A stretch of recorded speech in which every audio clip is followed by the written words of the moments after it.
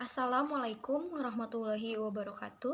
Izin memperkenalkan diri, nama saya Mirna Sativiana, semester 2 Manajemen Pagi dari STIE Wibawa Karta Raharja, Purwakarta.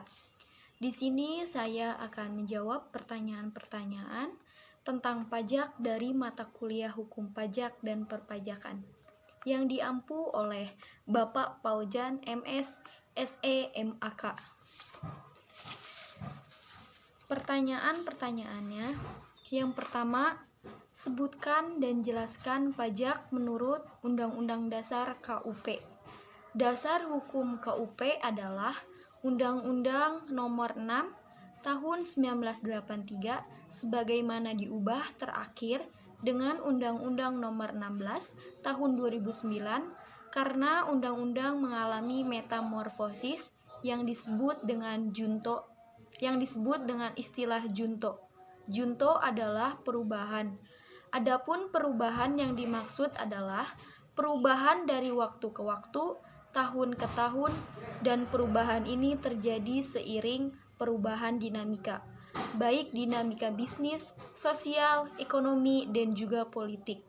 Adapun pajak menurut perubahan KUP Undang-Undang Nomor 16 Tahun 2009 adalah pajak kontribusi wajib kepada negara yang terutang oleh orang pribadi atau badan yang bersifat memaksa berdasarkan undang-undang dengan tidak mendapatkan imbalan secara langsung dan digunakan dengan keperluan negara bagi sebesar-besarnya untuk kemakmuran rakyat. Pertanyaan yang kedua, apa yang dimaksud dengan wajib pajak pribadi dan badan?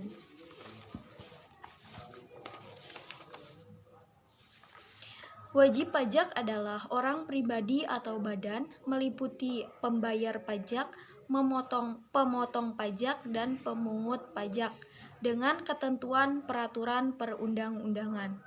Terdapat di pasal 1 angka 7 Undang-Undang KUP. Pertanyaan yang ketiga, apa yang dimaksud dengan masa pajak bagian tahun pajak dan tahun pajak?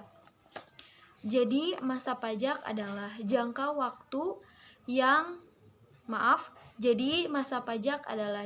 waktu yang menjadi dasar bagi wajib pajak untuk menghitung, menyetor, dan melaporkan pajak yang terutang dalam suatu jangka waktu tertentu. Tahun pajak jangkanya 1 tahun kalender, kecuali bila wajib pajak menggunakan tahun buku yang tidak sama dengan tahun kalender. Bagian tahun pajak yaitu dari jangka waktu 1 tahun pajak. Pertanyaan yang keempat, apa yang dimaksud dengan memotong pajak dan siapa saja? Pemotongan pajak adalah memotong sebesar pajak yang terutang dari keseluruhan pembayaran yang dilakukan pemotongan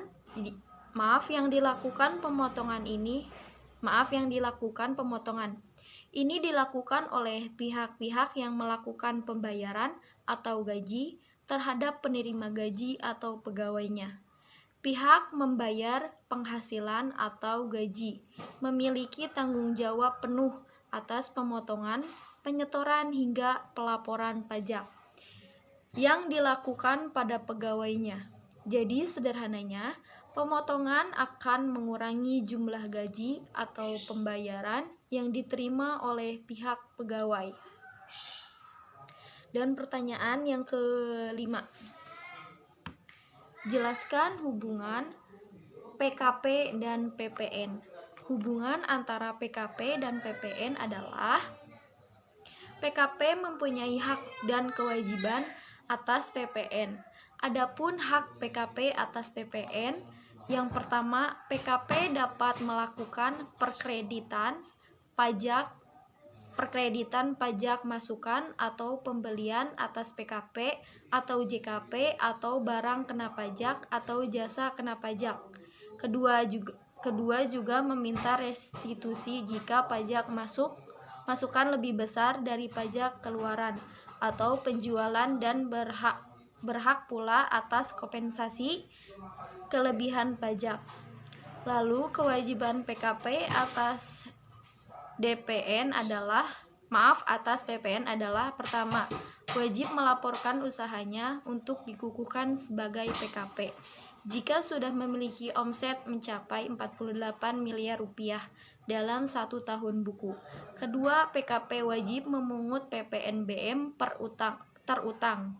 Ketiga, PKP juga wajib menyetorkan PPN yang masih harus dibayar dalam hal pajak keluaran lebih besar dari pajak pemasukan yang bisa dikreditkan. Selain itu, PKP juga wajib menyetorkan PPNBM terutang.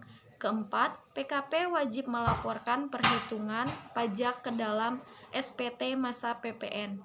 Dan yang kelima, PKP juga wajib menargetkan faktur pajak atas setiap penyerahan BKP atau JKP. Sekian jawaban yang bisa saya jelaskan. Kurang lebihnya mohon maaf. Wabillahi taufik wal hidayah. Wassalamualaikum warahmatullahi wabarakatuh.